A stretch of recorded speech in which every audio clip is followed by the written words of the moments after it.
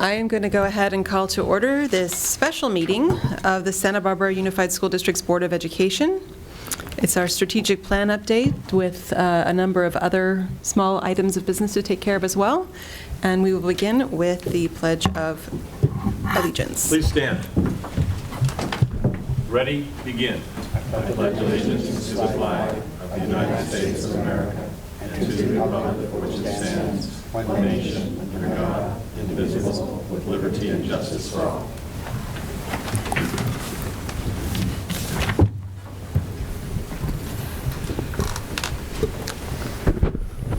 Buenas tardes. Tenemos interpretación al español disponible en caso de que alguien lo necesite. Good afternoon. We have interpretation into Spanish available in the conference room if anybody needs it. Thank you. Thank you. And we have headsets available for the hearing impaired along the side of the room as well. Item C5, board comments and correspondence. Anything that board members need to share today? Okay. And then we'll move on to announcement of closed session action. We haven't had a closed session today. And then public comments. These are for non-agenda matters within the jurisdiction of the Board of Education. We have two. The first is Rick Bowler. You'll have 3 minutes, and I'll try to give you a 30-second notice. Okay, thank you. Thank you, Madam President and members of the board, as well as staff. My name is Rick Bowler. I'm the Executive Director of the Santa Barbara Bowl Foundation, a position I've held for the last 5 years. Prior to this, the majority of my 22-year career with the organization has been spent as business manager. I'm here today to make you aware of important developments in the service agreement between the Santa Barbara Bowl and the district for rental of parking facilities at Santa Barbara High School. As you may be aware, the Santa Barbara Bowl is an outdoor amphitheater owned by the County of Santa Barbara and operated by the not-for-profit Santa Barbara Bowl Foundation. Over the last 2 decades, through careful board and staff oversight, the facility has been transformed into an acclaimed concert venue and established community treasure. An integral part of our success lies within the patron experience from the time they arrive in order to park. Following years of inconsistent performance provided by well-intentioned school staff, parent, and student volunteers, the Bowl took over parking operations in 1996.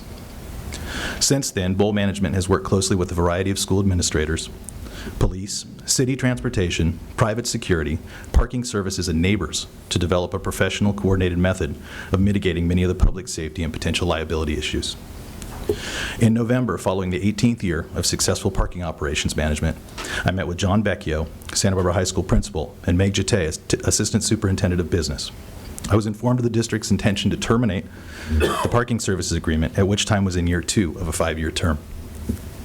Mr. Becchio explained that he felt strongly that the school and district could take on responsibilities of parking services, security, and cleanup in-house moving forward in a more financially successful manner than current operations were being conducted. Prior to this, in recent years, all discussions specific to the terms of the agreement had taken place with the Facility and Operations Director, Dave Hetjonk, in coordination with the school board.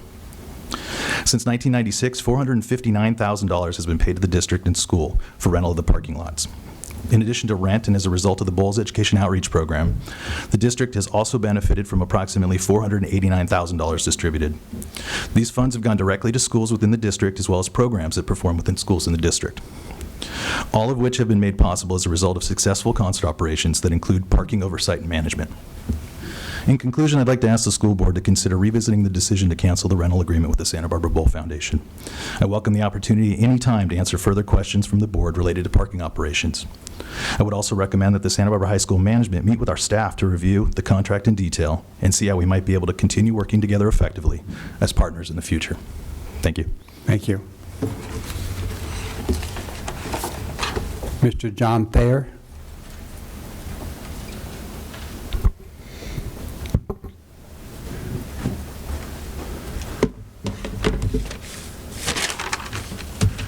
Good afternoon. Thank you for the opportunity to address the board. I'm a retired police officer. I spent 31 years in police work, last 14 as a lieutenant with the Santa Barbara Police Department. A good part of my career was involved in special event planning and tactical planning. I also spent 2 years on the city-appointed task force to look at Old Town issues and recommend solutions to the rapidly growing popularity and problems we were facing in Old Town quite a few years back. Since I retired, and a few years before that, I've been the safety and security manager at the Santa Barbara Bowl. I've also been involved in national research on entertainment district policing and public safety. As recently as last May, I was invited to Edmonton, Alberta, Canada to speak at the International Responsible Hospitality Conference.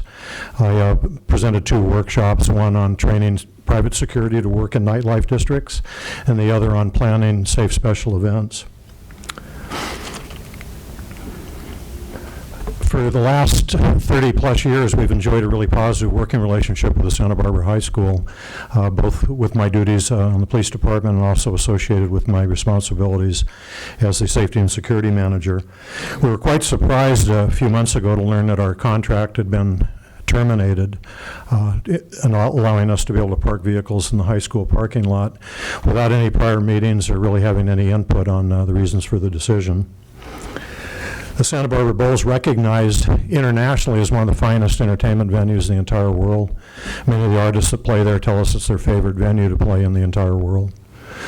Santa Barbara Police Department also holds it up as an example of professional special event management and uses an example to other entities that want to put on special events in the city, how they can be done safely and economically and professionally. The main concerns for us at the parking lot at the Santa Barbara Bowl is not about parking cars. We were told that the Santa Barbara High School could do a better job than we're currently doing. We've yet to hear how that could be accomplished. But it goes well beyond parking cars. And a few of our goals there are being a good neighbor, number one. Also, customer service is a really high priority with us, and customer service starts there where people park their cars. Also, liability reduction is a big one. There's a lot of liability involved in having people from outside the community 30 seconds. coming and using the parking facilities. A lot of public safety issues that arise as a result of that. We pride ourselves on the communications that we have there. It comes down to just the basics of having radios that the police, private security, parking staff, and bowl staff all operate on. We have a very important traffic management responsibility that is also covered by our special events agreement with the city. Could you have another 30 seconds? Thank you. I'm finished. Just in closing, the reason we're here today is we'd just like to ask the board for an opportunity to have further dialogue and look at the contract and look for ways that we might possibly have additional dialogue in the future. Thank you. Thank you very much.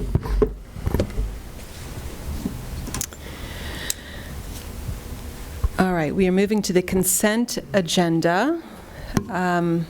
And we have a number of items on the consent agenda. Any that need to be pulled, board members? Madam President, item D5 needs to be, no, not D5, D3 needs to be changed to include only the elementary schools and not the junior high schools. And does that include a change in price then? Yes, it will, not for the elementary. Right, but we're dropping off the junior high piece? Yes. Okay. What's the new total? 1 second.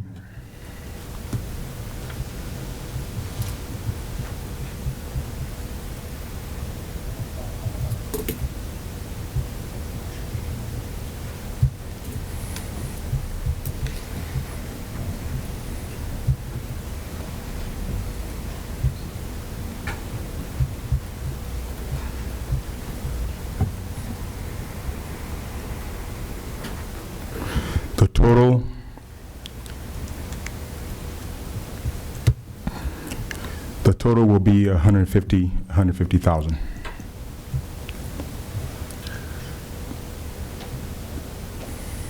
Sorry, I'm here pulling that particular one open right now, so it's going to take me a moment as well. Yes. And why is it that the junior highs are being pulled off?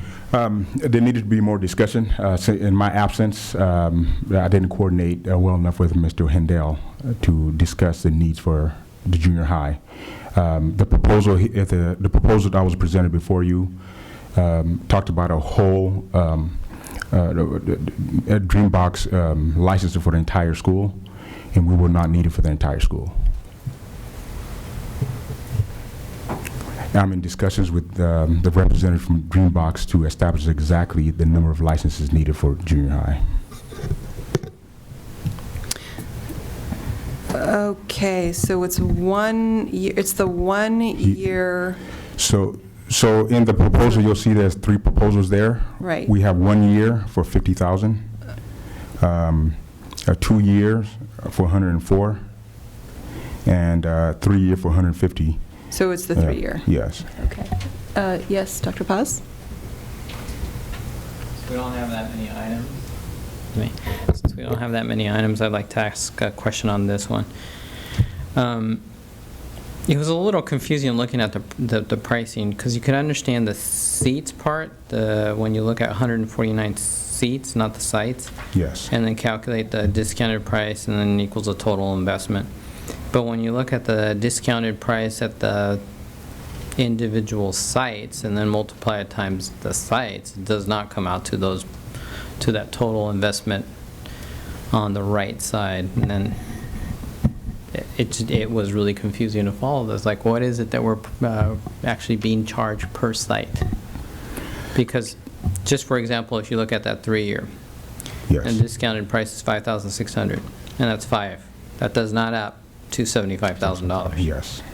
So I'd love to have more clarity on that. Why don't we bring back the whole proposal on August 12th? That would, If that's okay? Yes. Just to get that spelled out a little bit more clearly? yeah. All right, so we'll pull item D3. Can I get a motion on the rest of the consent agenda? Make the motion to accept the rest of the consent agenda, with the exception of item D3. And I'll second it. And that was seconded by Ms. Idelson. All those in favor? Aye. Opposed? That passes unanimously.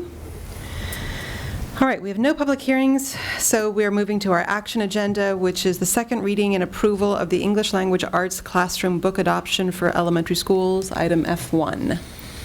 Dr. Cash. This is back on for action after it was on conference. It was the list of books that were generated by the teacher professional learning communities to meet the Common Core state standards instruction in English language arts for our elementary schools. Board members, any questions on that? Then may I have a motion? Can I make a motion to approve the English Language Arts Classroom Book Adoption for elementary schools? Second. All right. And I want to thank the district for making those materials available. I did get a chance to go look at them, and we all got a call out. So we have made those available for the community to look at. All those in favor? Aye. Passes unanimously. All right, conference agenda, G1, the discussion of the district strategic plan. Dr. Cash. Thank you very much, Madam President. As board members are aware, the board adopted the district's 3-year strategic plan in 2012. I've presented numerous times to the board on the status of our work in meeting all the goals in the strategic plan.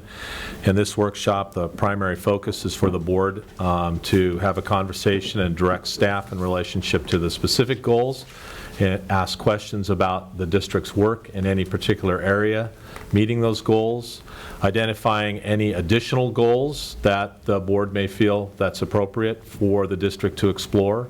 We would try to formulate those in the appropriate format and bring them back for action at our next board meeting or the board meeting after that. And the thought today would, I could go through each individual element if you would like me to, and give you kind of an update on where we are in relationship to every item, or we can ask questions. So I would leave it up to the board's wishes in relationship to that. For me, I think that it would be good for the community to be able to see on the screen where we are. Not necessarily that you need to speak to every point, but if we just at least have each page up, and maybe you can talk generally about the aim, and then we can ask questions on that particular aim. If things go up, if the rest of the board is okay with that. All right. Will do. So aim 1 is to life, career, and college-ready students, and we believe that there are multiple pathways to success.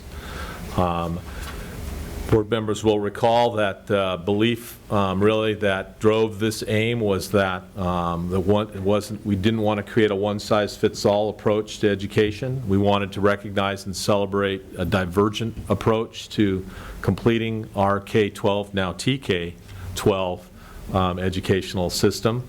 And just briefly, all of the goals, all of the aims were broken down or attempted to be broken down into annual things we would attempt to do annually, things that we would attempt to complete within 1 year, and then things that we would look to complete within 2 years. So annually, unfortunately, kind of the strange about the first goal, and I don't think anybody anticipated this when we were drafting, certainly not the task force when they were drafting the plan to present to the board, that we'd have this strange period of time in which we really didn't have a state assessment system that was meaningful. And it still remains unclear as to whether or not this next spring those assessments are going to be reported back to students, schools, and the district and the community. But I still think that that's a valuable performance measure for us to look at how we perform in relationship to our demographics and our students, and that we want to ensure that we continue to stay focused on academic achievement. Within 1 year, we put together really quickly a strategic task force to create a visual and performing arts strategic plan, which the board has seen. Yet we've struggled with the grades 7 and 8 requirements or suggestions in that VAPA strategic plan.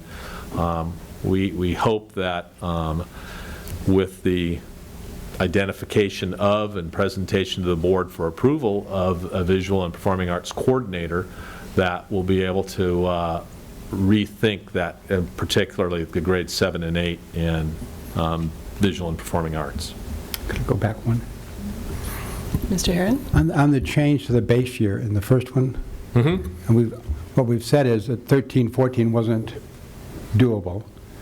So now we're going to use 14-15, or 13-14 wasn't doable, so we're going to go 14-15. And likelihood that might not be available. Is any? That's correct. Do we have any other way to judge our success in any of those subgroups? Well, yeah. I mean, it's noted throughout here that we'll continue to use advanced placement, IB, enrollment in GATE and honors courses, dual enrollment courses. But that's not a K-12 measurement. That's really limited to predominantly high school and somewhat grade 7 and 8. I mean, should we add in there after baseline if available, just so that we know that there's a reason for it there's a reason for it being changed? I don't know. It's just every year we might be in the same thing, just changing the year, but not saying why we're changing it. And I'm just. Yeah, I think it does make some sense to have just add some language in that explains during, as soon as a baseline is available due to transition to smarter balance testing. Okay. Any other thoughts on this first page? One question that I have sort of generally is, and I think this is maybe seeing a written update sometime after this meeting, and that is where it says needs more time. We're not done yet. We need to, nail that down. So what does it mean to need more time? Do we need to reclassify it? Is it going to be done within 3 years? Anything that should have been done, will we be able to get done in 1 more year? Well, we'll create it in whatever time frame you tell us to. So, but what I can tell you is that we're very close with the K-6, as you know, with our K-6 science plan. With the next generation science standards, and we still haven't presented to the board and given the board an opportunity to make a decision on whether we're going to go integrated or single subject in grades 7 and 8 for science. We expect to have a conversation throughout this year with our science teachers on what their recommendation would be to the board. It's hard for us to put together a strategic plan for STEM in grades 7 to 12, not knowing yet exactly what that articulated course content is going to be. So A possible amendment to that would be we would present to you a TK6 STEM plan, and I think we can have that to you by the end of this next school year for sure. Okay. And then there was, in this particular page, there's 1G and 1I that need more time or not done yet. And I don't know if, Mr. Harun? Yeah, I was going to ask about OneEye. Not done yet sort of implies that maybe something has been done. Can you explain to me what OneEye entails? Well, it's going to require an analysis of where our students live and where they attend school. We're really close to being able to accomplish that with our student information system, and that until we have that data to be able to kind of form any sort of basis for recommendation, so at least you would know, inform us as to what that looks like. Right now, I think everyone has in their head what they think it is, that people that live here go to their home school, people that live here don't go to their home school, go to other schools. But we want to really be able to identify, this student lives within the Washington Elementary School attendance area, but has chosen to attend Monroe. That sort of data. Yes, Dr. Paz. Comment. So some of these, and I wasn't around when this got drafted and adopted by the board, so I'm only looking at it from kind of a sort of an outsider perspective to a point. But it seems to me, at least for some of these, just like that last point that was made, that some of these lend themselves a lot more to tracking or being tracked through data, through measurement. And some of these are a little more, I want to say aspirational, but they are more aspirational. Yeah, definitely. Some are more of a one-step, and some are a multi-step process. Like, for example, 1H, provide a formal outreach and mentoring program for I could see that multiple steps of getting there. Or it could be just, here's a program that someone presented, adopted by the board, done and over with. If it could be that simple. I'm not saying it is. But for some of these that do lend themselves to data, it would be great, at least for me, having not been here, and maybe even for the public, for those ones to somehow or another single those out, either through italics, through different coloring, something, where I think those things that we could measure through time, because for example, 1A, that's going to be a constant goal. I don't see that going away. Correct. And some of these are going to be accomplished during the life of this plan. But some of these are going to continue. They're always going to be on the board. So for the ones that, it was noted in OneEye, has some data in it, I think those are going to be really important to track over time, because they are going to go like this over time. And sometimes we may be doing a better job in a particular year, or we may be doing a worse job. And we need to know those. And I think that would be really helpful, at least for me, and I think for folks in the public, that those are the ones that we should be keeping a little higher, our eyes on a little more. For the other ones that are more of accomplished steps, yeah, we may accomplish it and we're done, we're over with, and we move on. So just a suggestion. Missy Moon? Since OneEye is getting some talk, I just want to be clear that this actually, the data portion influences the adjusting, and that the way that this is written is really not slowly about the data, but more about the adjustment piece, which I'm guessing when we have the data, we may decide we want or not to adjust the boundaries. It would be data to inform any policy or administrative regulation change or clarification the board may want to make. Because, this is an example of, for example, if you have a split school like Washington, which the majority feeds into La Cumbre, it's split with the boundary area, though a small percentage should be going to Santa Barbara Junior, but in fact, a lot of students are going to Santa Barbara Junior and La Colina. Just what's the effect if we stop the split and make them all boundary to La Cumbre, given that everybody can still make, even when you even when you change the split, there's no suggestion that we would change our transfer policies, and so it's still essentially an open transfer process. And so in some ways, I'm almost not sure that that it's that piece. I mean, I hope the data is helpful, you know, in keeping us from doing anything that's really outlandish. But people, especially in the secondary district, will still make choices about where they have their kids attend school. This is really about solidifying feeder patterns so that there's you know, professional development alignment and meetings and so on and so forth. That really just, you know, that solidifies that. And so I hope that that's something that can be taken care of in the 14-15 school year. Any other questions just on this page or comments? Ms. Idelson? More comment. To piggyback on what Dr. Paz mentioned, I'm wondering if, and maybe I'm just not aware of it, on some of these where they're in progress, is there documentation that backs it up in an organized form? So I've presented it to the board. Okay, but what I'm curious is if the public said, okay, here's an item I'm really interested in and I want to know how it's ongoing or what data there is to support that, is that I think it would be valuable to organize in some way a binder, you know, the material to back these things up. Will do. Okay. Even if the board has received it, so it's easy. Yes. Actually, maybe that's just something that can get solidified on or united, because if the board's got information on it, we can just get united on the website. Right. Under the strategic plan. A link. Yeah, a link on it. Any other comments on this page? All right, Dr. Cash, if you want to move on. Sure. Well, this continues with the first aim, step 1, and this is within the 3 years. And we think we're pretty close in relationship to the 1J.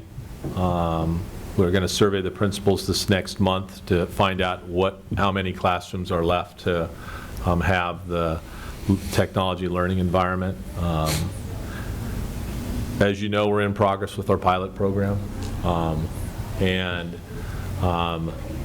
we are working hard on one end in trying to bring forward probably through the Graduation Requirements Committee this year an opportunity for the community and the board to look closely at how we can ensure that as many students as possible have an online learning opportunity as part of their high school graduation requirements.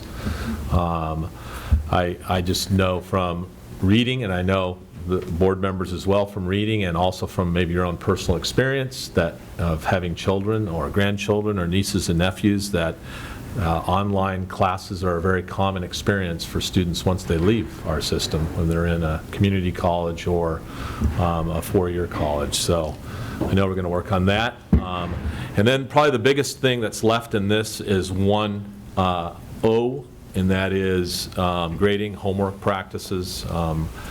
I, for 2 years, have told myself for the last 2 years I was going to start a committee of stakeholders, and then we really had to ratchet up the Common Core implementation. Then we had the local controlled funding formula, which was a lot of communication to our community about really significant changes.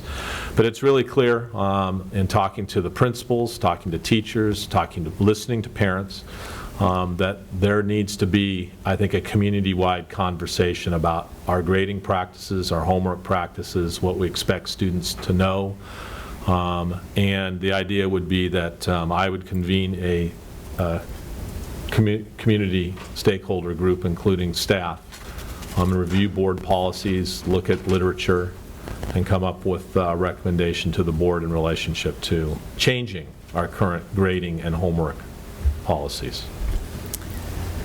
And I'll comment on that in that at this point we have elementary schools and even a junior high at this point that is completely eliminating, or at least partially eliminating, homework. And so that'll be an interesting discussion that you have, because in some ways it's like you want a school to have the flexibility to do that, and in other ways it's you're thinking, wow, what inequities in terms of amount of time that a school is putting on a student across the district. So that will be interesting. Mr. Harun? Going back to 1K, is there any time schedule as to when we we'll get a review of the one-to-one pilot program and what years 2 and 3 look like, or may look like? Well, we haven't had year 1 yet. So this past year, if you'll recall, we really only had about 4 weeks of one-to-one by the time of the rollout was complete. So we're really going to be counting this next year as our first year. We're working currently with Hanover and Chelsea Guerrera Juan is helping us, Guillermo Juan is helping us with designing the evaluation tool that we're going to use to evaluate the one-to-one program in our 3 pilot schools. So you'll hear from first what that tool looks like, and then part of that will be when we'll be reporting to you. Great. Okay. So the action step 2, improving outcomes for special education students. We have a lot of ongoing and in progress in here. We have done an extraordinary expansion of the continuum of services available for students. We are changing the way in which we're handling our assistive technology. Board members are aware of that. I actually talked to Ms. Rodriguez on Monday about the transition process and what that looks like for students transitioning not just from high school to post-high school, but from elementary school to junior high and junior high to high school. We've done a ton of professional development. We still have more to do, we know that. So that's ongoing. And we know that we need to continue to work with City College. In fact, that's in our LCAP on the work we're going to do. So transitioning to our post-high school experience for our special education students. Mr. Harun. On the topic of assistive technology, I know we're going to have a special education meeting a workshop in October, but will we get more information publicly on the assistive technology portion before October, or? What is it that you would like? I know I got a document that talked about assistive technology. Correct. And I don't know if that's public or not, so I haven't shared it with anybody. Well, I don't think it's not been completed yet. That's my draft. question. Yeah, that's my question, is will it be in October we get that, or will we have that before October? Before the...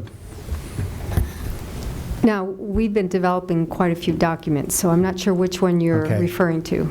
Now, the one I received was a lengthy document on very basic assistive technology techniques and resources. Yes. Debbie Grant has developed those forms for the Parent Resource Center, so that parents who are not familiar with assistive technology, that there's a picture and then there's a definition. And then she also developed another form, and that was for them to check out the item. So I have not brought it up to Cabinet because Debbie has not completed with that form, those 2 documents. Once she has, I will bring it to Cabinet, and Dr. Cash can share it with you. That's my question, is when will something like that be available? Yes. Yeah. All right. I think it continues to hold every time we see ongoing and in progress. As Ms. Idelson already commented, it'd be great to have some specifics on the website explaining what that means. Okay.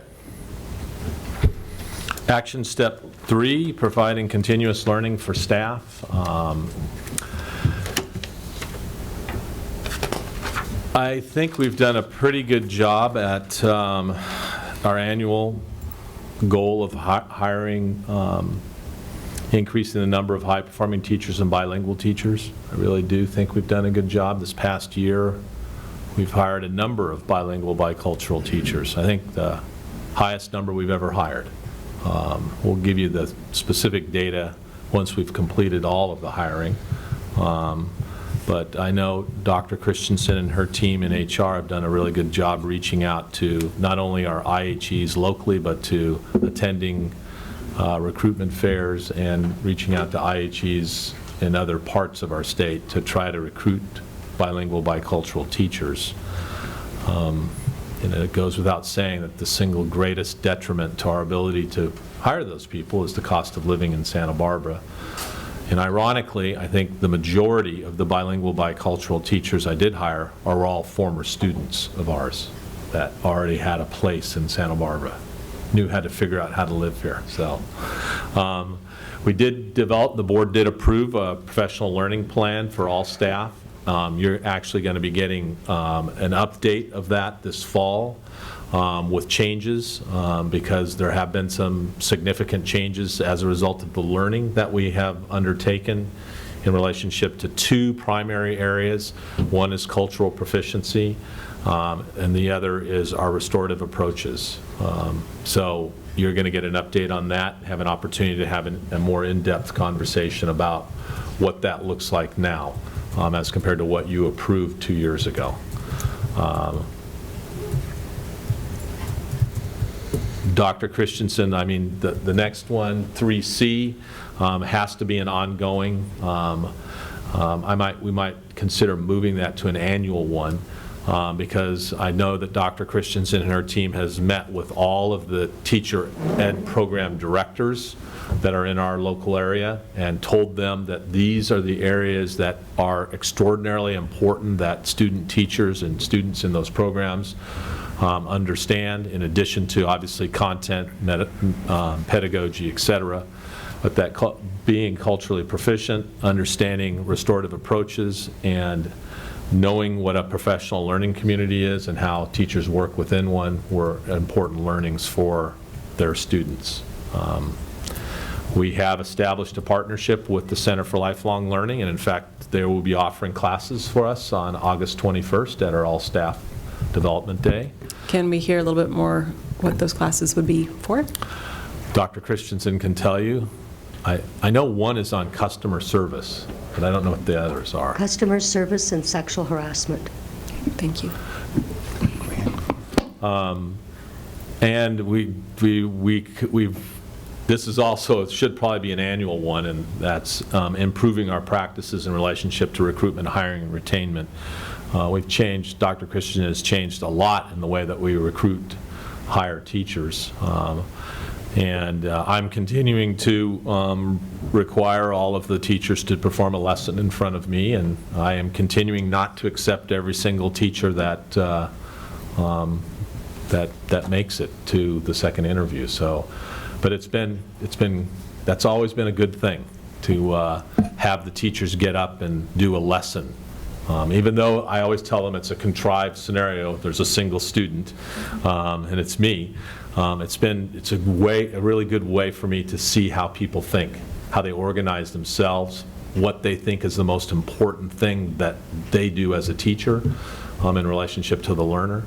And I think it's been a good process. In addition to that, we've employed Teacher Match, which has done a really great job in informing us in relationship to a lot of qualities that we believe are important and characteristics for people we want in our classrooms with our students.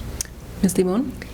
Dr. Cash just said something that triggered a question for me regarding process. So you explained that in 3E should be under annual. Probably, yes. And so when we look at this document, are there, I think we agreed we're going to try not to do a lot of moving around, but is there value to moving some things around if they really should be an annual?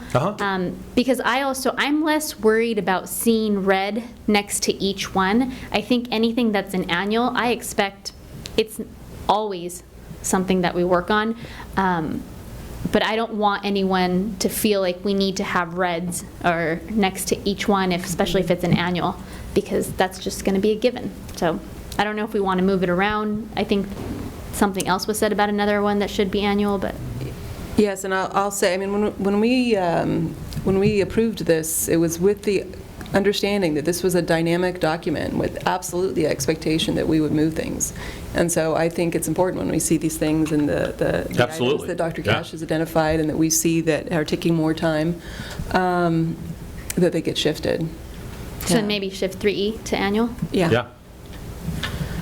I have a question on 3E, and that is a continuing problem with Santa Barbara Unified is the hiring, the lateness of the hiring, that other districts are able to hire before us. And I think we're doing better, than we were, but it's still an issue that comes up where I'll hear teachers say, you know, I ended up getting these other job offers, and so I took that. And principals will say that as well. So I guess that's a question, is that an ongoing sort of analysis as to what are our barriers compared to other districts' barriers in Money. terms of hiring? It's well, money. But money, but other districts will also have money issues. So That's really all about they can afford to be overstaffed. We cannot. And I would take a little umbrage with that. I think we've done a really great job, particularly this year, in hiring early. And we have, over 90% of our staff hired by July 1st or by July. Probably this board meeting will conclude or approve the majority of the last of the hiring. So, and I'll say that absolutely that's far ahead of where we've been in the past, but other districts will have been hiring even before then. So it's, you know, it's a frustration for for principals that want to keep, especially student teachers that they've worked with, but you know. boy, what I would it ask is. those principals, if you're hearing, because I'm not hearing that, so I would hope they would contact me or contact Dr. Dradi or Mr. Handel or Dr. Christensen and share that with them, because I'm not hearing that. Okay. And I know that we, in fact, Dr. Christensen's conducted interviews on Saturday in order to get things done even faster before. So I'd really like to hear that. The other thing, too, is sheer volume. I mean, you know, our surrounding districts maybe hire 8 teachers, and we are hiring 100? Well, we've had 32 interview panels since May 15th, and we've hired 70 people. And this year, we were put a little bit behind the power curve because of teacher match implementation. But this is the earliest we've ever been out in front of it. Yeah, and I would encourage anyone that's communicating with you to have them please communicate with me. I will do. Ms. Idelson. 2 questions. Can you describe what teacher match is? I'm guessing what it is, but is this an online service or? It is basically our application platform, and part of the teacher match is they fill out a job inventory, which is a series of questions designed to get at teachers' disposition.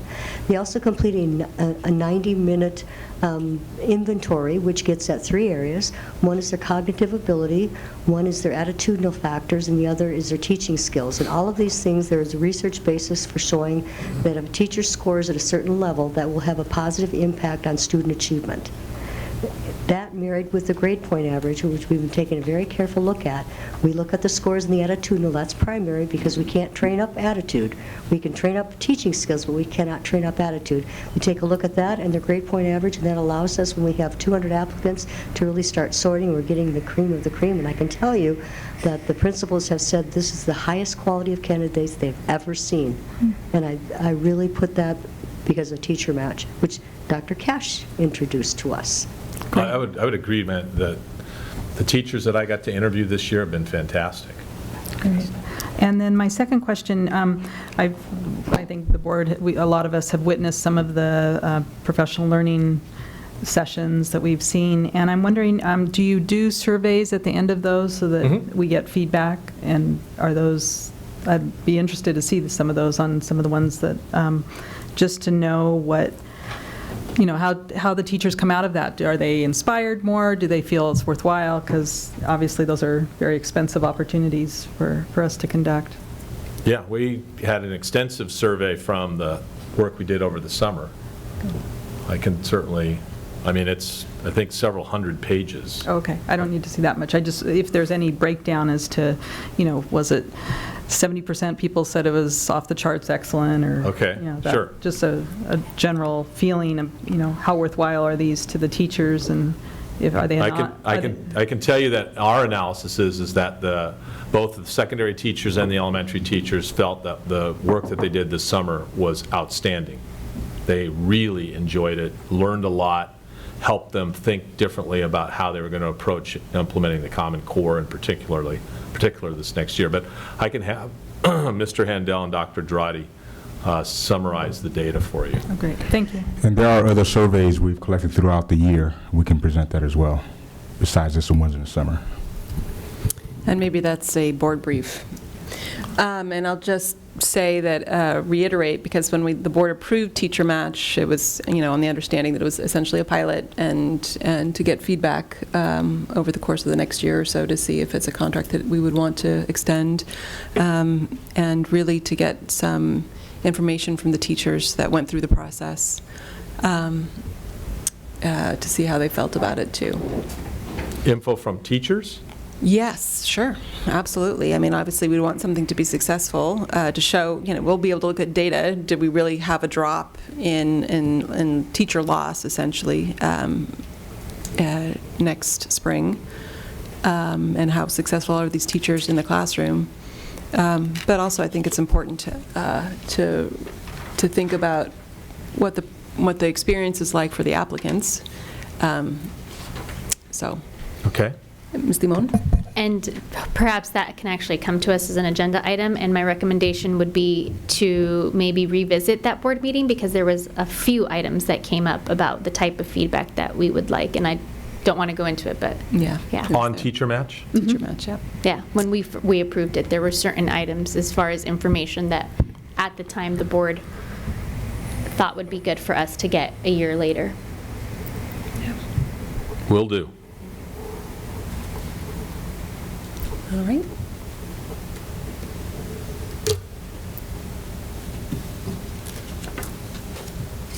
Okay, so the top two items here are, we're in the midst of negotiations with our teachers union in relationship to.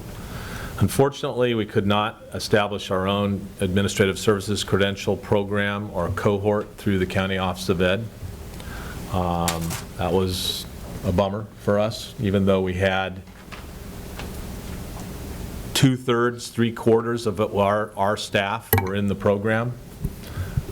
We felt it would be really important for us to be able to create our own cohort, use our own staff to do it, but we weren't, the county wouldn't allow us to do that, was not interested in that. So, Ms. Limon? How does that bullet point, there's no, I don't have a letter to it, but the SB CEO bullet point and the first bullet point, 3F, how do those two, so the Leadership Institute in relation to the SB CEO, how do they connect or not connect, or? Well, this one is a legal requirement, the Administrative Services Credential. The SB CEO. Right. They have been authorized by the CTC to provide a Tier 1 Administrative Services Credential as a result of students going through a series of experiences. And at the end of those, if they're successful, then the county recommends them to the CTC and they get an administrative credential. The Leadership Institute is our way of institutionalizing some operational, mostly, it will include some leadership issues, but mostly operational issues within our district for new administrators. We're also going to do it for teacher in charge, the lead teachers in our elementary schools. And for the SB CEO one, I just want to be clear that they're the only entity that's authorized to provide that credential, correct? Currently, yes. Currently. I mean, Cal State Channel Islands does. So we're probably going to look into seeing if we can work with them. But the UCSB no longer does, and Antioch does not, and Westmont does not. So perhaps some conversation or partnerships in the works with Channel Islands? Yes. Okay, great. So,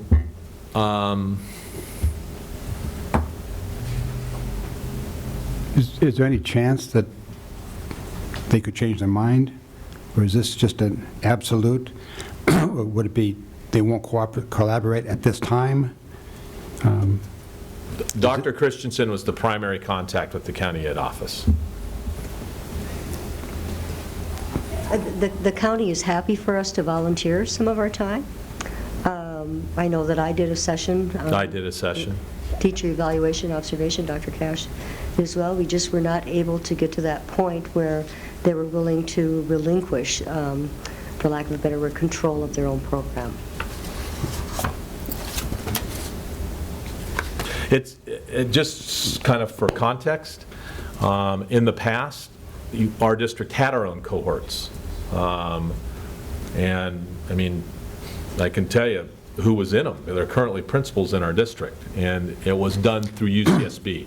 It's when UCSB had the county did not do this, didn't have this. UCSB did it, and when UCSB did it, we had our own cohort, the district did, that, and what that enabled us to do was to really tailor the program toward the Santa Barbara Unified School District, which was really, really helpful, and which is really what those the candidates want that are in the program. They want to know, well, what do I need to know about being an administrator in Santa Barbara? Because that's where I want to be an administrator. But we're looking at Channel Islands. Any other questions on that? All right. So action step 2 is a really important one. This is for us to address the gaps in opportunity and achievement. The annual goal continues to be a priority for us. We will be presenting to the board data this fall on how we did this past school year in relationship to enrolling underrepresented students in the A through G courses at our 3 comprehensive high schools.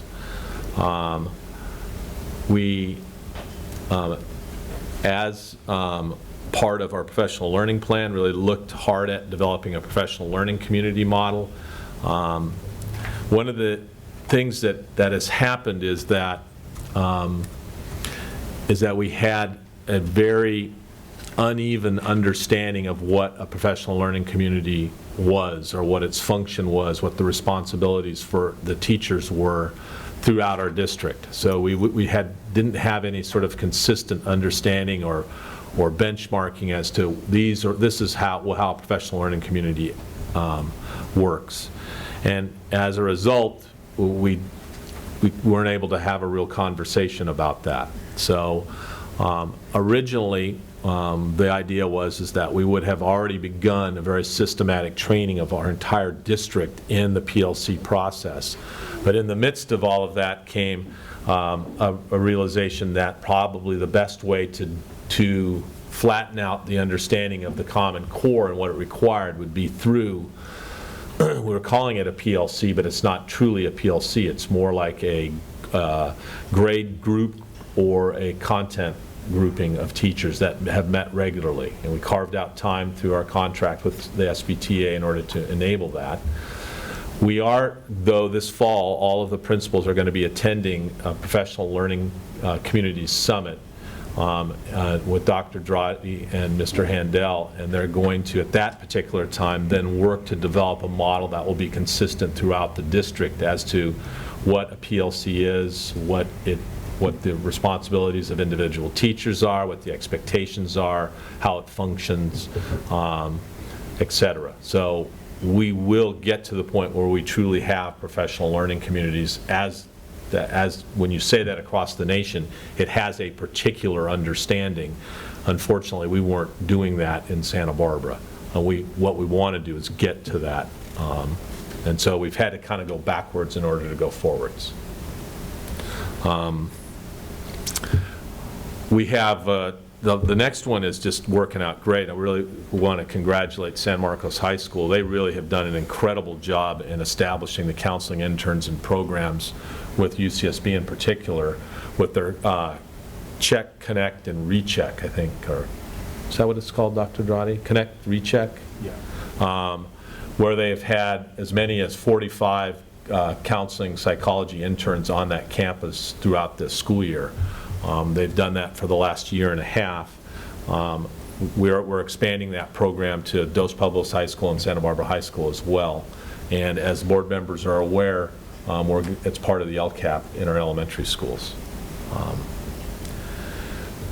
So 4D was a real awakening for some of us, many, including myself, and that was how difficult it has been really to have the cultural proficiency, honest conversation about cultural proficiency in our district. And so the expectation that we were going to have a, some way in which we're going to assess, and every school has a plan within 1 year. Didn't happen. We have kind of committed ourselves to the idea that it's an internal change first. And so we have a process in place, which you have seen, our 3-year plan for cultural proficiency in our district. And this year, Dr. Drotti is going to convene a committee of stakeholders that's going to assess our progress and help us determine what tools we need to put in place to actually accomplish 4D. And I think that's going to include people like Ms. Parker, Ms. Idelson, as graduates of IEE.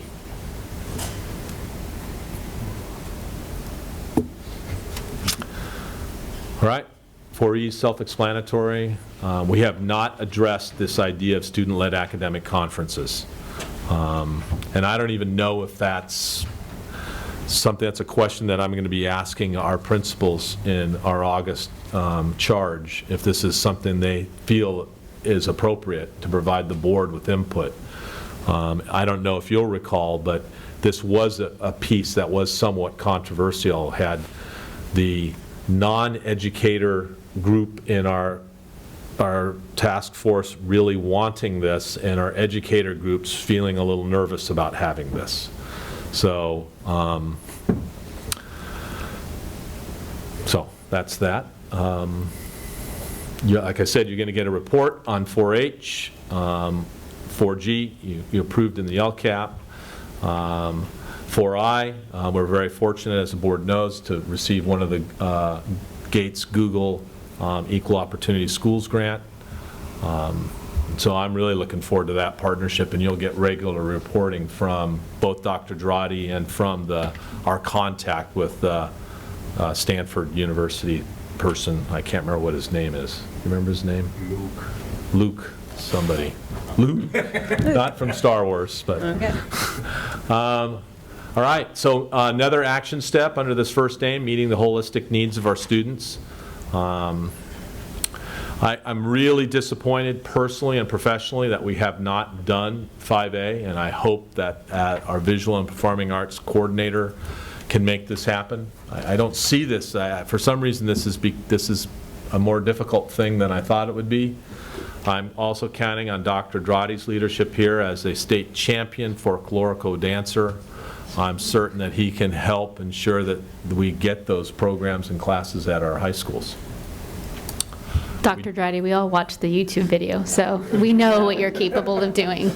I get reminded every day. And he did when we were at Charge 2 years ago, his first year here, we were doing a very active demonstration of how difficult change is, or an adult learning, and he just picked Ann Peak out of the group and taught her how to salsa dance. So it was very good. So we had 2 of our high schools really look at and accomplish a significant change to support students at changing the traditional school day, Dos Pueblos and San Marcos. We have not done the 5C, but we believe it's something we need to do, and we kind of think that it might arise organically through the implementation of the Common Core. We have not completed at every school developing a process where no student is anonymous, which I personally believe is still extraordinarily important, that no student feels anonymous at any school site. 2 of our high schools have done that and have a process in place that they conduct each year to kind of identify those unknown students and make sure they have an adult on the campus that knows who they are and checks in after them. But we're not there yet. We haven't done our electronic web-based homework help.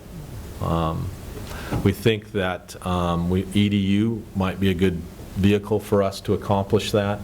We just simply haven't had the time to be able to do it yet.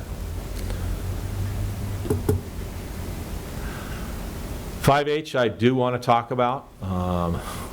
This year we are determined to create we will go a one-size-fits-all approach here in our K-6 schools in relationship to character ed and anti-bullying. We want to have a program and a process in place that's understood by every member of our community. We believe that those issues are universal across our campuses, and the need to address them is universal.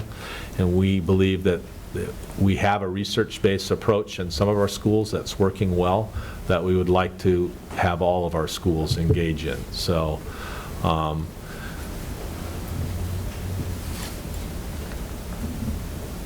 think that's it for that. Any questions on action step 5? I'm not sure if my question is on action step 5. It's certainly, I think, part of aim 1. But I feel that as a board, we need to be talking about the FAIR Act and monitoring how the implementation of the FAIR Act is going. And in some ways, it's part of meeting the holistic needs of students because essentially it's about cultural proficiency. But in other ways, it's about your social studies curriculum. And so I'm not sure where to place that under aim 1. And so I'm just throwing that out there as something for us to be thinking about, because I do feel like it is something that was left off that needs to be put in. And I feel like I need to think more about fine-tuning where it goes, and if you'll be thinking about that. Sure, absolutely. Mr. Harun. Going back to 5J, one page, I just have the feeling that restorative approaches is going faster than we had maybe thought it would go. Is that by the end of year 5 for 100%? Is that still the plan, or is it going to be done before then? No, it will not be done before It won't then. be, okay. Yeah. Somehow I get the feeling that it's just becoming universal. Well, what's interesting is that when anybody hears about it, most people, when they hear about it, not everyone, when most people hear about it, they think, well, this is a really great way for me to interact with students. It's a great process for us resolving disputes on our campus. It's something I believe in. So our goal is to continue to try to make sure that we do it with fidelity, and that those campuses that have staff that don't believe in it, that we don't just say, well, check that, we've done it there, that we actually circle back before we expand further and ensure that those schools have completely implemented restorative approaches.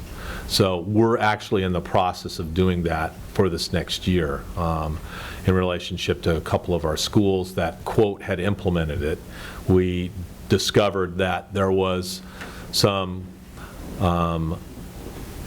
lack of fidelity in implementation school-wide, and we want to make sure that students, just because a student's in Ed Harron's class, that they have this experience but then they get to Kate Parker's class and Kate doesn't believe in it, and so they don't have that experience. So we want to make sure, what we did this summer, Mitch Tarina and Aaron Harkey did a fantastic job this summer, and that was really doing problem solving with teachers as to, well, if it's not working or you don't believe in it, what are the issues? What are some of the things that are coming up, and then went through a process of kind of finding solutions to what that would look like.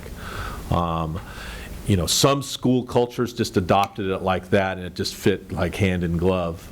Others have had a more difficult time making it work, and we don't want to just have it be a check the box, because we think this is a profound change for students in our schools if it's done correctly. So that's why we had a long talk about it in cabinet. We even talked about whether or not we were going to have 50% within 3 years, because we really wanted to make sure that it was done well. So I should have discussed that. Thank you for bringing that up. I'm happy that there's this feeling that it's working. Mm-hmm. And I think that's a huge step. I would agree. Yeah, Mr. Torino is going to actually convene a group of stakeholders this year and have a conversation about the board's discipline guide and policy. and about whether we're in a position to make some changes about what we've learned so far in relationship to restorative approaches, as to our recommendations on what we do as a system in response to student behavior, regardless of whether the school has implemented restorative approaches or not. Missy Moon? And I don't know who the stakeholders are, but I know that last week at the Task Force for South Coast Youth Gang Activity or something.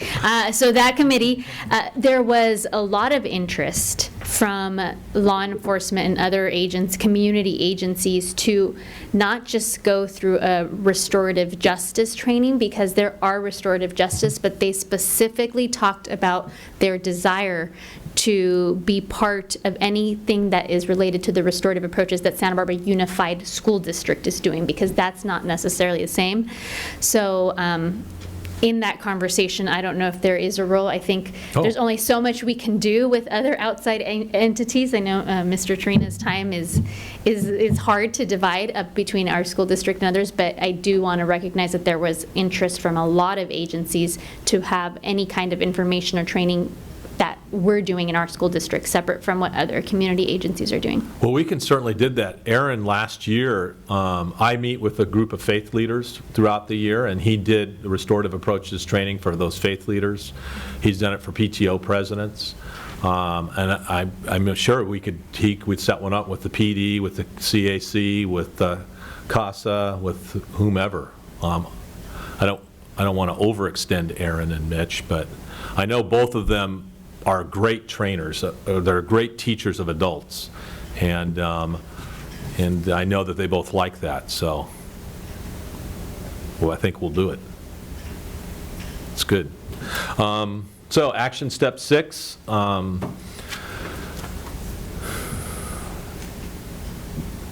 We haven't changed our high school career centers, but I think we still need to do that. I think that needs to really remain something that we try to get done. And then the ROP program is changed dramatically. I mean, you can argue, and you would be accurate, that it doesn't exist anymore, because those funds have become part of the unrestricted funds that the County Office of Education now receive.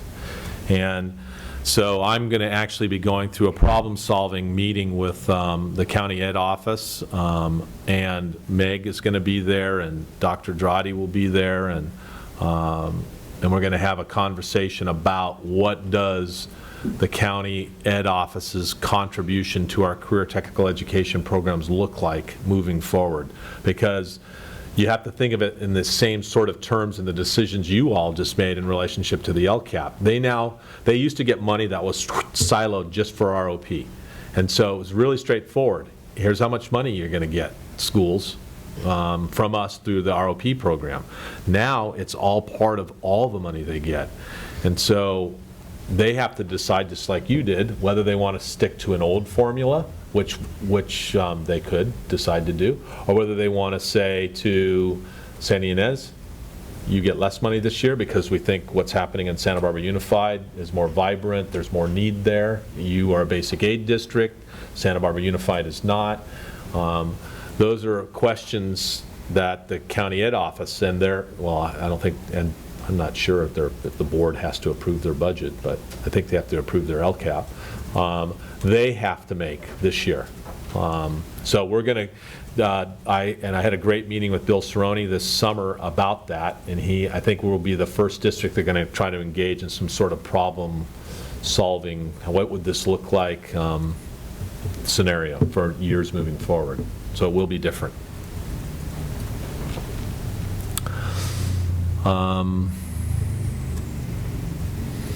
I know that Mr. Rickman's going to make a presentation to the board on the technology FICMAT, where we are in relationship to their recommendations this fall. Great. We haven't done I don't think we've done the right kind of work with grades 7 and 8 in relationship to career pathway education yet, and that's something that we would want to have in progress. We think that the Common Core is going to help encourage that. And we have not developed and implemented partnerships to increase student internships yet. And the Graduation Requirements Committee has not taken up service learning. So those would be things that I would want feedback from you on whether you would want us to continue to move forward on those. I think the student internships, I would advocate we need to do. We need to make that happen. You know, we bump up against the human capital issue. We only have so much and where we can do it, but I think that we need to work on. But the service learning, whether or not we should have that part of the Graduation Requirements Committee conversation or not, I would look for your guidance. And I personally would say that, you know, that committee is going to meet, so why not include that? It's just a consideration. I have no opinion on whether or not it should be done, but I think a discussion is valuable. I would agree. I think Ms. Idelson and I are on the committee, and I think the LCAP took a lot of energy this past year, but I'm looking forward to that committee resuming its meetings, and it sounds like this is the second thing that comes up related to the strategic plan that we can address in that committee. Ms. Idelson? And would this be in addition to community service, or a different model of internship service learning, or? Could be. Could be. Okay. Mm-hmm. Okay, I think it should be looked at carefully so that it's not confused. You know, I mean, Yeah, you know, I agree. If Yeah. it's going to be a value, it needs to have criteria to it. Yes, absolutely. Mr. Harun? Regarding the internship section, I was very pleasantly surprised when I attended the Dos Pueblos Engineering Academy Strategic Planning Committee and the emphasis that they have on internships and how they go about getting internships and how it's very important that they be paid internships, because the students do provide a very valuable service to the companies they work for. And so it might be nice in the process of 6E of looking at it and saying, okay, how many internships does MAD provide, and how many does engineering provide? All the entities we have within our district, so we have an idea of how many internships we actually really have, because I think we have far more than we even know about. I would agree with that. I think we have an idea of what they are, but I would agree with that. I don't think we're accurate. As we go through page by page, I feel sorrier and sorrier for Ms. Guillermo Juan, and she's not even here. All right. Next page.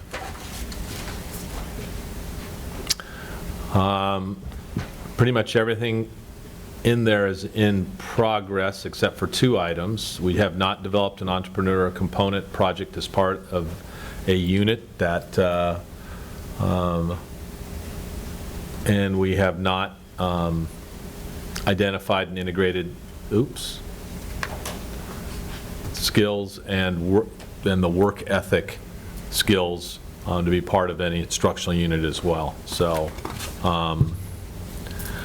I think that our work in the Common Core is going to probably give us the space to be able to do that. And I would want to keep that in there because it really was, I remember very clearly from the business community membership in our strategic planning task force how important it was in relationship to these 2 things in particular, entrepreneurship and kind of the work ethic. Can I ask on this, on 6I, it says develop an entrepreneurial component project as part of the unit. The unit Should be a unit of instruction. of a unit of instruction. So we didn't identify that it was going to be, for example, in econ or anything No. like that. Ms. Moon? And these items actually bring up, at least for me, the role of Partners in Education, because I know they've taken the lead on some of this related to internships, and they do workshops, and they're at all of our career fairs. But that would be interesting, because I don't know that I need the school district to do everything as much as I would like to see the students have the opportunity to be part of something, whether we provide it or a partner organization does. Yeah, I would say Partners in Ed does a tremendous job in putting our kids out in the workforce and has revolutionized our career days, made them really worthy experiences for students. I remember very clearly as a high school principal how I dreaded career day, because it just didn't seem like it was a very meaningful activity for high school students.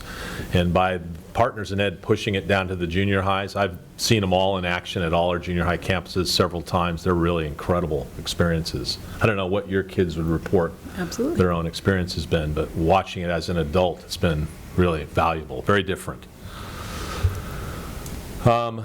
Okay.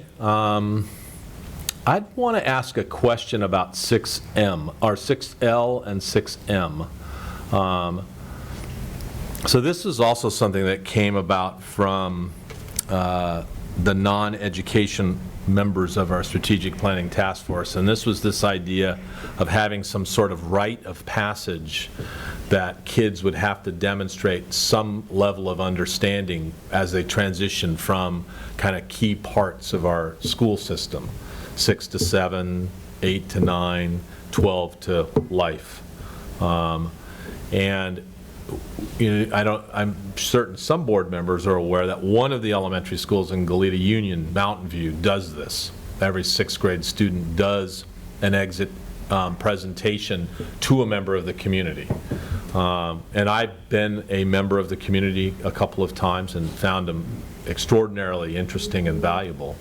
Clearly, a lot of work has been done by the students and the staff to make that happen. So is that something you'd like to still see us pursue? When I look at it, I'm thinking now about the Common Core coming in, and that it's a bit more explicit in terms of the speaking strategies.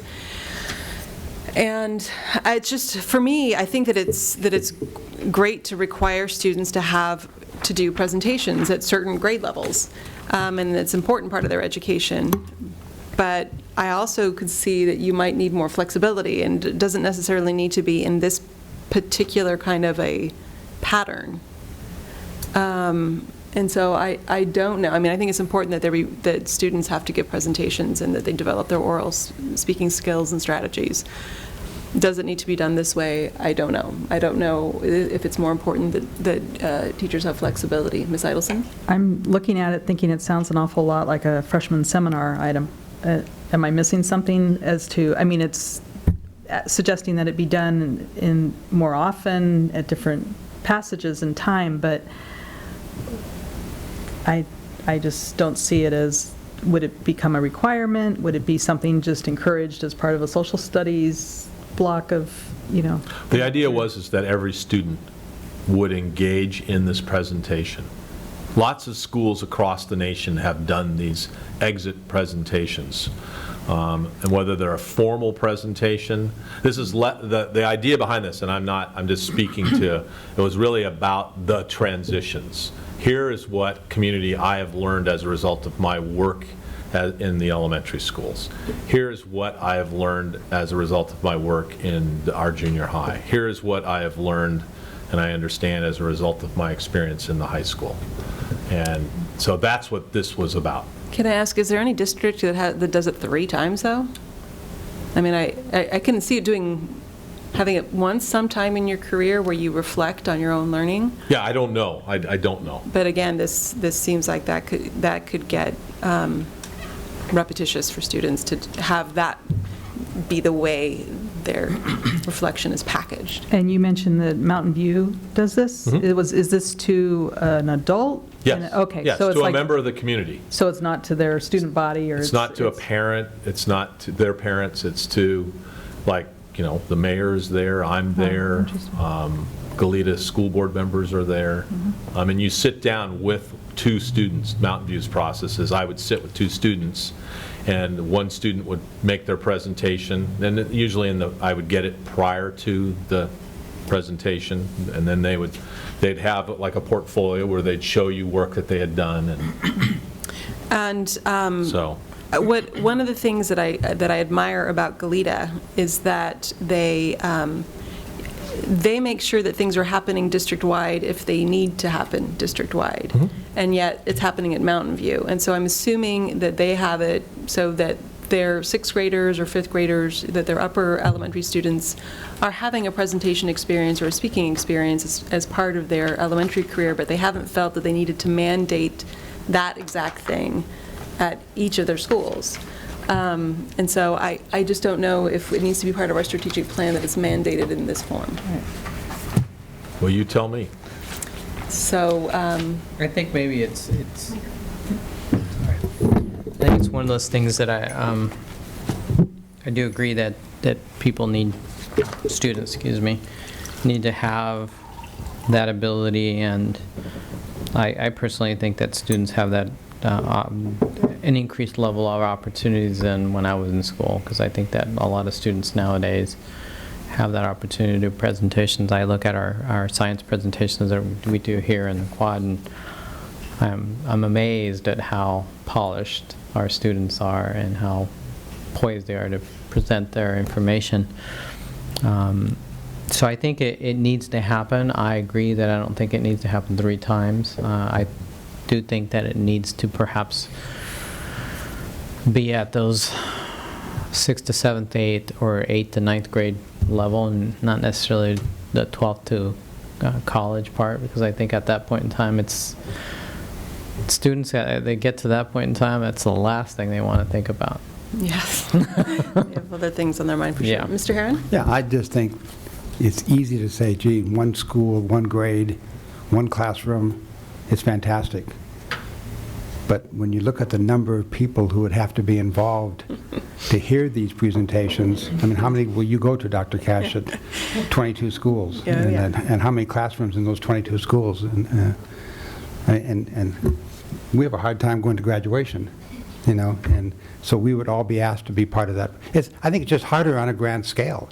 I think it's a great, worthy thing, and maybe some schools should be encouraged to initiate it, try it, pilot it, those interested, just to see how logistically it would work. But to have a policy that we're going to do it across the school board or schools might not be, in 3 years, might not be realistic. So maybe if you can think of new wording for that whenever we do our update on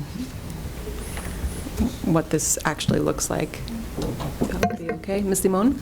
The other piece is actually, as I read that, I don't know that the interview and the presentations have the same goal. They might, but that's not clear to me as I read that, because I think of an exit interview as a way to collect information about the student's experience that can then be used to refine, remodel, to do something, to develop, to improve. But I think that the presentation is, of a student giving a presentation, is significantly more about enhancing a skill for the student as opposed to collecting information. Absolutely, you can collect information, but I think if neither one of those things are going to be, if the goal's not clear about what those 2 items are supposed to do, then I actually don't know that either has to be done, because I think that if we're just doing them for the purposes of having them a strategic plan or doing them to improve something about their experience. I think of the student survey that we did, or we haven't done. We're going to do a climate survey, the one that you sent us the draft about.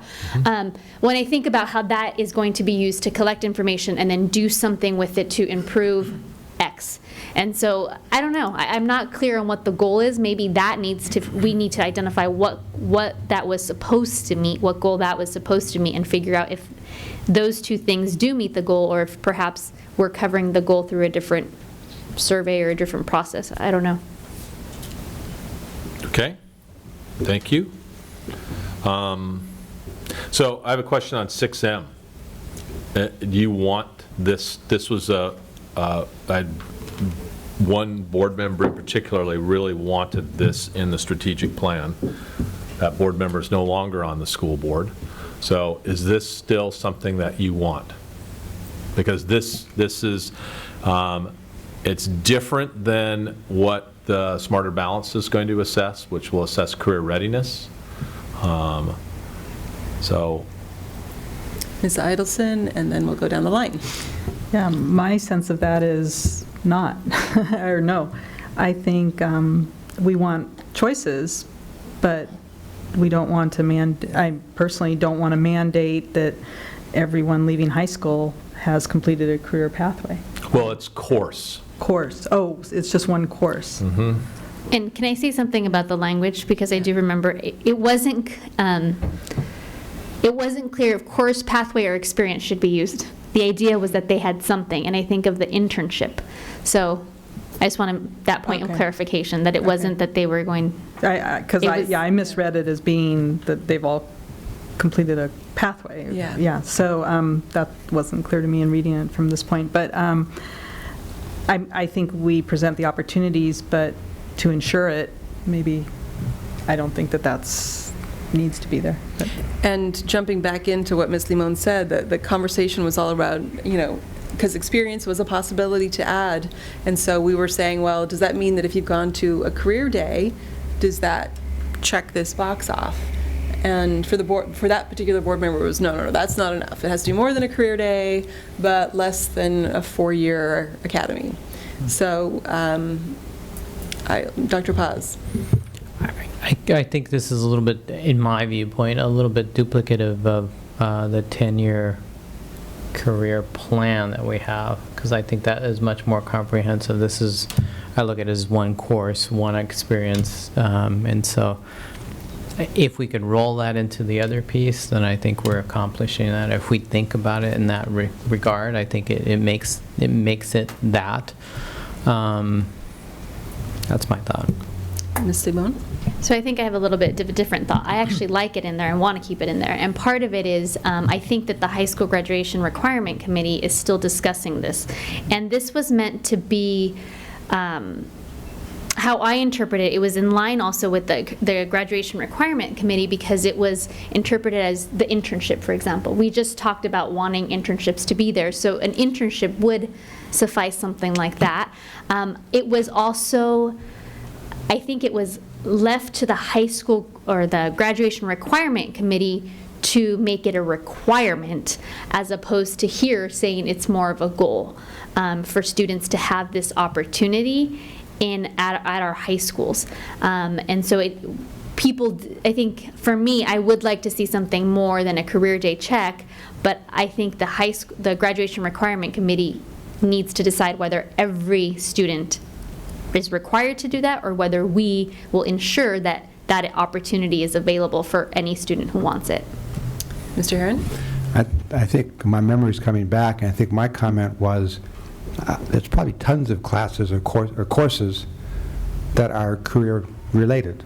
Yes, Whether most it's all are. Statistics, economics, and so it's all, I thought it was almost a meaningless concept, because many courses would say, okay, I did that, check it off. I didn't think it had a lot of bite to it.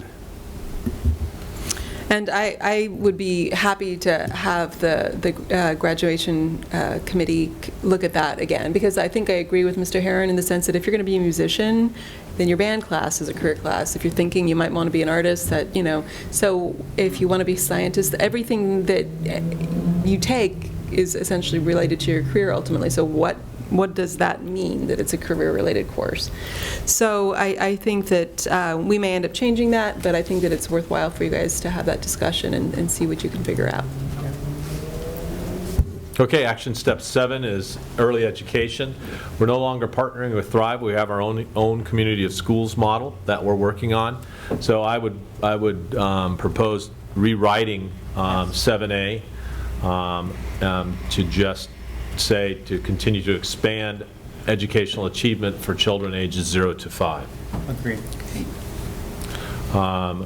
We are really working hard on 7B. I hope that a year from now I would be able to present to the board a way in which we could ensure that every student that we know has a pre-kindergarten education experience at their neighborhood school. And that's something that I know that both Debbie Badger and Michelle Robertson hear me say all the time, so I know that's on the front of their mind. They're trying to figure out how we could possibly make that work. So that's still in progress. Right. And I want to pause for a moment here and just point out to the board that we have just finished AIM 1. And we are now moving on to AIM 2 with about a half an hour left in the meeting. The rest of the aims are significantly shorter and probably a lot less complex, but please just keep that in mind. All right, AIM 2. We're in progress on parent-family engagement activities. We think we've done a really good job in creating some more. We haven't created 6 for every school, and we have not done the kind of job that we could do in the bilingual and cross-cultural communication area.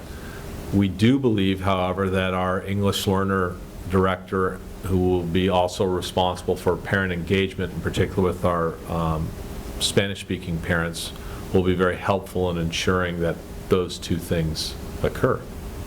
Have not done 8B. We completed 8C. We will be developing a template to evaluate the effectiveness of our engagement activities that as part required from the LCAP, so you'll see that this next school year. Same with year 2. And one of the things that we also know, we heard, and the board heard loud and clear, we heard throughout the LCAP process, increasing educational opportunities for parents. It's interesting. We know that we need to do it in some very strategic content areas ourselves, and we have, our principals and us as a district have partnered kind of unevenly with the Center for Lifelong Learning in relationship to parent education, because they have some specific kind of minimum requirements. If there's not, and I don't know what the numbers are, I apologize with it. I'll just say a number, but it's going to be wrong. If there's not 10 parents, then they can't run the program. So if we have 9 parents that are doing it, that means that school can't do it. And I understand that. I mean, that's, we have to make those decisions every year in our secondary schools. So that was some learning that happened the past year in relationship to really fully engaging them as an on-time, all the time partner for parent education, telling us that we probably needed to internalize that and take more control over what that looked like, because we could run a program for 9 parents on some particular area. But you also heard, and I think this board asks really, as you always do, very deep and thoughtful questions in relationship to this. What does that mean? Does that mean we're going to teach parents how to read? Does that mean we're going to teach parents how to help their children learn how to read? We think it means all of those. So this is something we know we have to continue to work on, and it's in the LCAP. So action step 9, making our schools community centers. We're working hard on community use of our schools, but and we know that that's really important for us to do. But that rubs up against issues that the board is well versed in, and that's the relationship to safety, physical safety, and also building maintenance and repair. When our campuses are wide open, sometimes they get misused. There's vandalism. And we're the responsible party, and so we need to pay for that. So, but we are looking for ways to streamline our use. Mr. Harun? No. And, Dr. Paz? Yeah, I think we do need to work on that a little bit more. You know, lately I've been reading a lot of things online, and a lot of the comments happen to be about, why are our school playgrounds green? Why is the grass so green in our schools? And while everyone else is, you know, dealing with the drought, our schools continue to, you know, put water on our grass. Well, we all know there's obvious reasons in terms of children, but some people also comment that schools should also be used as a place where, you know, people could do recreation, families could use the space. So I think that working on that piece and being a little more clear about that, working on a little bit of the communication pieces goes a long way towards building that good communication with the community, but also good relationships with our constituents, our community, people who may not have a clear understanding of what our schools are about and where they're available, where they're not. So I think that would be a good one to continue to look at and see how we can improve on. Yeah, absolutely. Mr. Harun? Yeah, I think we need to look at the relationship between the principal, the superintendent and the school board. It seems there's a disconnect. We sit here saying we want them open, you agree we want them open, and the principal says I can't, for various reasons. So somehow I think we got to look at all three of those legs of the stool. If this is really our desire, then we have to find a way to make it easy for the principals to sort of understand what our goals are. Because we can have all these goals, but if we can't get cooperation for whatever reason, we've got to find out what the reasons are and then tackle those reasons. But I know I grew up on the school grounds, so I think it's important to have access to school grounds. That's where kids can do things freely and have some enjoyment in life. And I think as a board that if this is important to the community, an important piece of our strategic plan, that we have to put money with it, because the issue is ultimately monitoring, it's supervision, and it's custodial, and it costs money, and we just haven't had the money to put to it. And so I think it's unfair to say to principals, do this, and then not provide the funding for it. So we don't want to start that. We do it enough anyway. So I think that as we look at that and get the specifics, we need to be willing to put some district money to it. Ms. Moon? And I would agree with that. I think that that's the number one issue that at least I've heard from principals, that it's what happens on the weekends. But I also know that I can't go to the school where I used to go take my walk because it's locked now. And so the thing about this issue is I feel it's been an issue for the 4 years I've been on the school board. And I don't know how we move forward, how we think about, forecasting into perhaps the LCAP and where it fits in, because it's an ongoing issue. You hear it from the community. I feel like we have the joint city council meetings, and it always comes up when we have a joint city council meetings. And it's not just the grounds, but I do think that this has to be something that we think about, because it's not going away. Ms. Idelson? So how do other schools outside of Santa Barbara do this usually?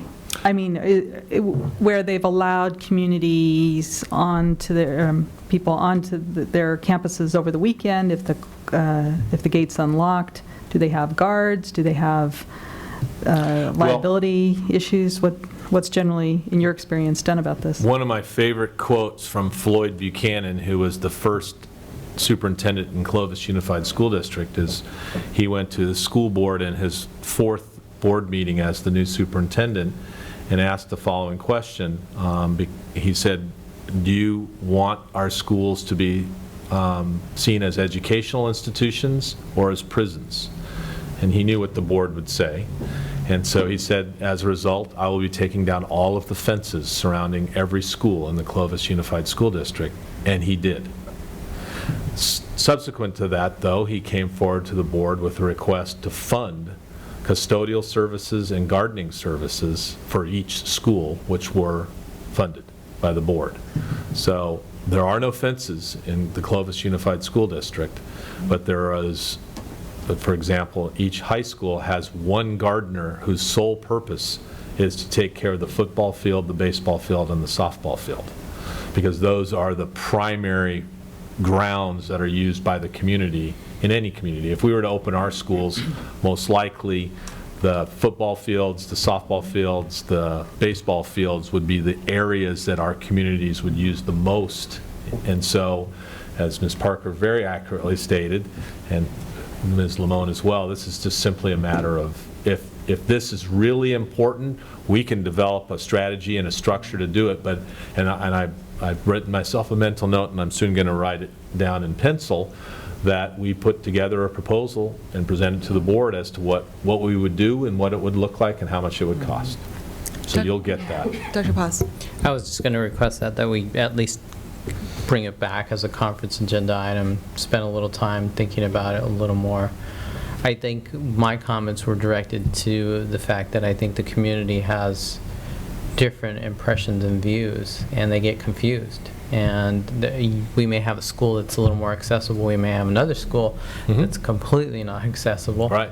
And I think people get really confused. And when we have our joint city council school board meeting, we are talking about those facilities where we have that ability to use it as a community resource in those places where we do have that joint agreement.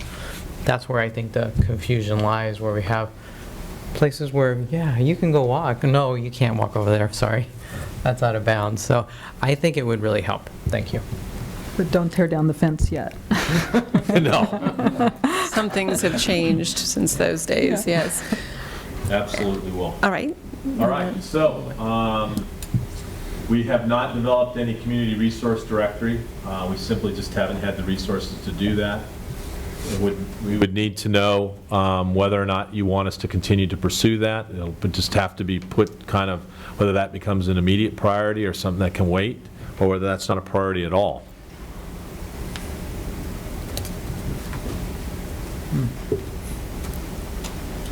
You know, I know the county is working on 211 and bringing it back, and there is some funding already allocated to that that effort.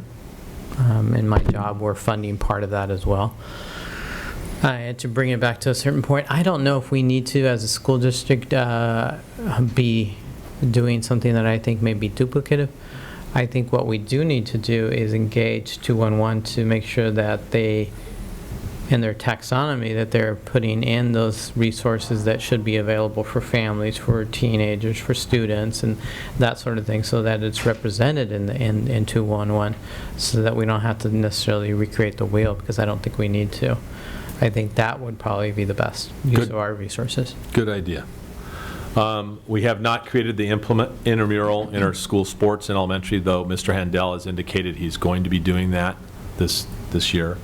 We do have our after-school sports program with the city, RAP, and we used to have a pretty vibrant intramural and inter-school sports program. I mean, it was in existence when I was here 10 years ago. And the principals think it's really important, and I think it'll be something that you'll be seeing a proposal on this year. Action step 10.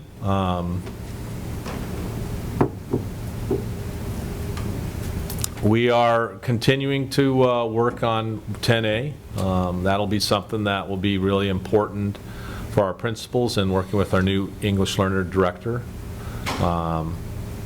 Here's the intern for students. Haven't done. So we have 2012-13 as the baseline. I'm going to get that data and give it to the board, because I know that we have that. Aim 3. I remember very clearly 11A, Mr. Harun saying, that's really an unclear item. And 2 years later, I think all of Cabinet said to itself, that's really an unclear item. How would we accomplish that? So I'm more than willing to continue to explore what that looks like, or if the board thinks that that remains an unclear and unnecessary item, we can certainly eliminate it. Board members? Ms. Idelson? It's unclear to me what it is. So That's the entire action step 11. Yeah. so what's the students first, like first tooth? But what does a board policy look like when everything that we do is about students? Mm-hmm. What does a board policy look like that's different in some way to what we already do that reflects student first? I think it's unclear. Mr. Harun? I think my comment mainly at the time was that every policy we have basically is written by somebody else, and we adopt it. Now, we might tweak it a tiny bit, but we really don't have much in our policies that are not recommended by CVSA and CSBA and our attorneys. So I thought at the time it was very hard to change those things to something nebulous like Students First, because we don't really want to take on a revision of board policies that have a reason behind them from a legal and educational standpoint and the education code. I thought it was very hard to implement. Even if we knew what we wanted to change, it'd be hard to change. Ms. Moon? And I don't remember a lot of this conversation when we had it, but I thought it was more of a kind of symbolic thing than it was a legitimate action item. As far as every policy, this board, like our goal is that every policy that we review, we will keep in mind that students come first.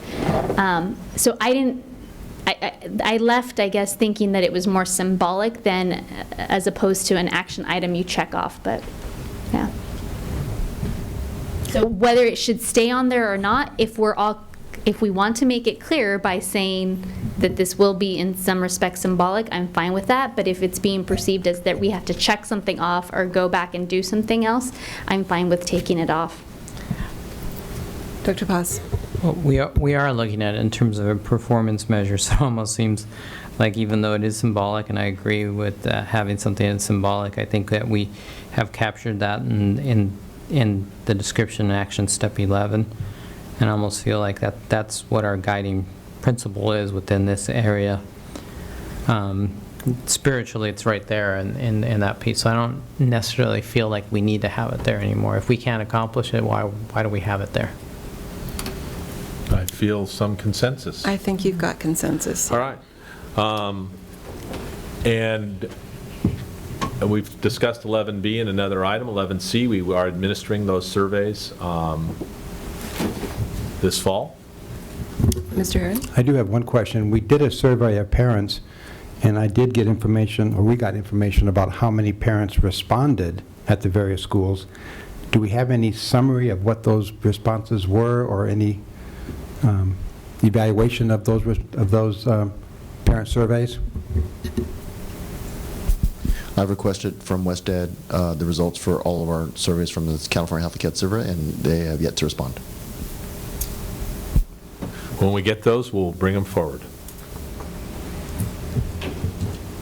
All right, action step 12. We are working on a grow your own plan. It's in the LCAP.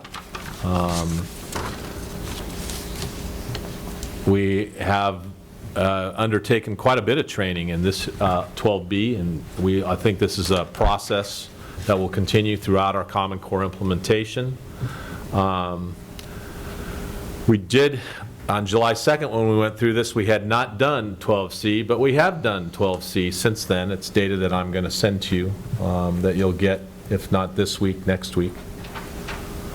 We have not done 12D. We just discussed that.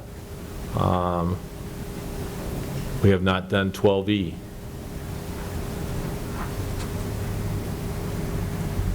Or 12F. So the question I would ask are 12C, D, E, and F activities that you want us to still, activities and goals that you want us still to find.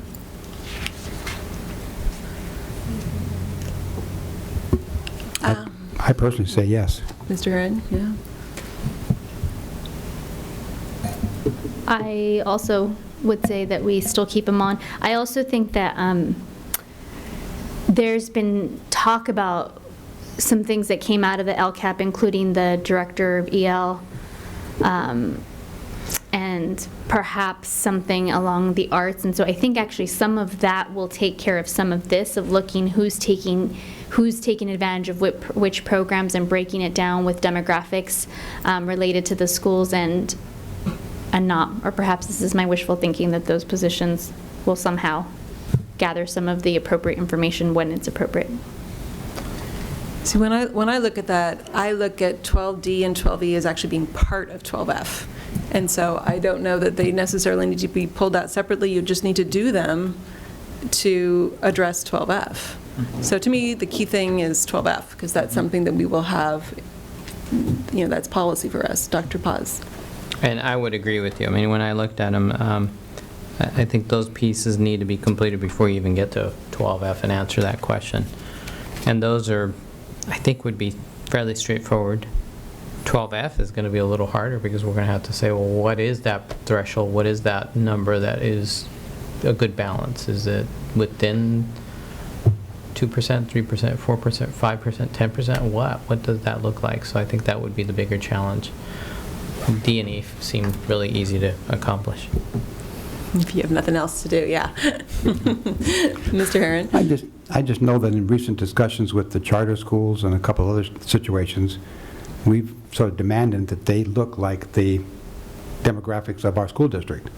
And so asking ourselves to look at those same numbers, I think it's probably a pretty good idea. So I think all these will help us look at what is the demographics of our school and how do they relate to diversity. And are we willing to do ourselves what we want our charter schools to do? Yep. And so Missy along Moon? those lines, I don't know that I would want D and E gone from here, but if we feel that they are part of F, then maybe they could be sub-bullet points. I just think that D and E are clear, and they say here's specific things we need. So I would be okay with putting them under F, but I wouldn't be okay with completely deleting them. How about we just do all of those for you as quickly as we possibly can? Sounds good. So is that something you'd like to see done this year? Yes.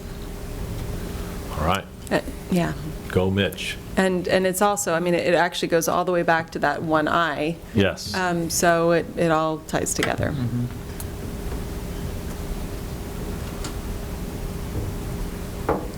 So the rest of that is in the LCAP.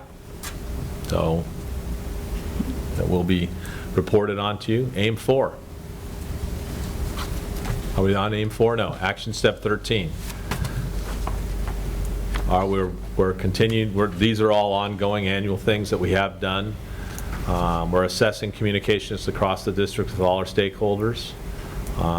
We hope to, for this next school year, present to the board the bilingual communications strategy and plan.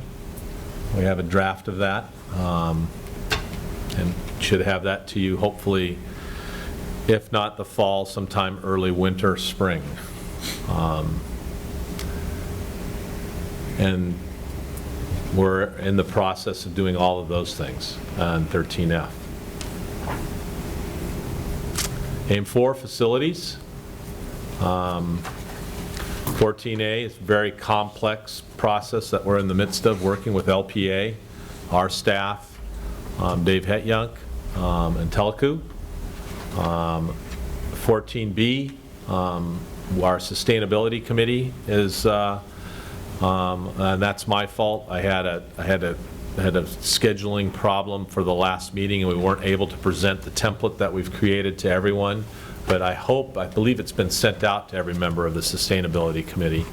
And we will meet starting this next school year to have a conversation about that.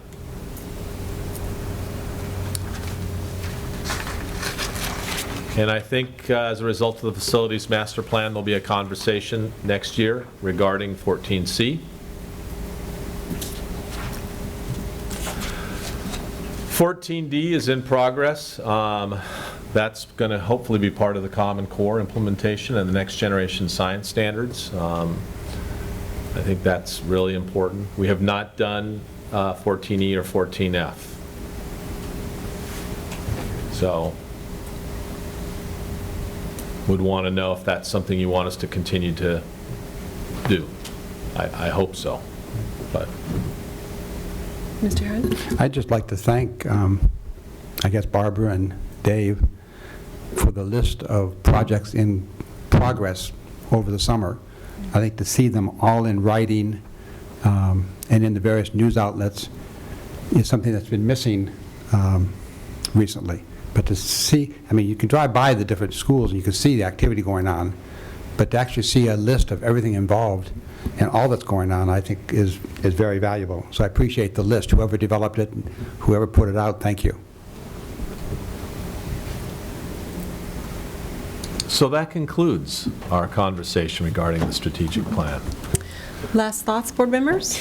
I was just going to comment and say that 14E, in some ways, if I read it, we're doing it. It's not that it's not done. We're doing pieces of that. Facilitate volunteer community participation in maintenance and renovation. I look at all our foundations. They're doing that. They're doing those pieces. Yes. They're fundraising. They're participating. So it's a question of how do we communicate that to the wider community and really doing 14F. There is the 14E piece that where we have to be very careful about union issues. So, and I think that is That was part of the discussion on 14E, where Yeah. we're, yeah.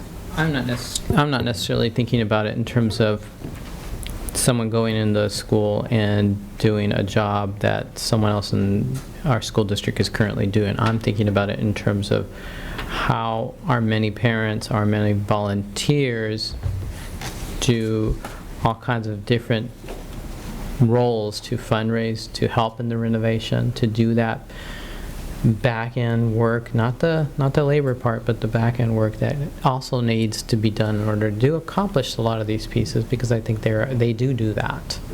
And I think we need to recognize that in that wider piece. I would agree.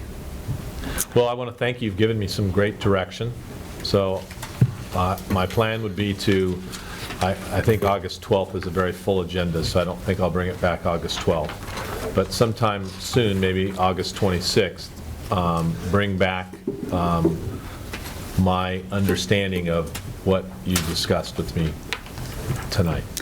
And board members, would you want that on conference, on consent, on action? I feel like we've had our conference discussion in some ways, so what do you think? I think do we have to vote on it? Well, Or we're for the gonna changes? change the strategic So plan. then maybe action. I feel like this has been a good discussion, and the next would just be to make sure we're all on the same page with the Yeah. amendments, changes. All right, action then. Great. Thank you very much. Thank you. And with that, I'm just going to double check the agenda to be sure there's nothing else. Yeah, if there's no objections, we will adjourn the meeting. Madam President, you're 1 minute early.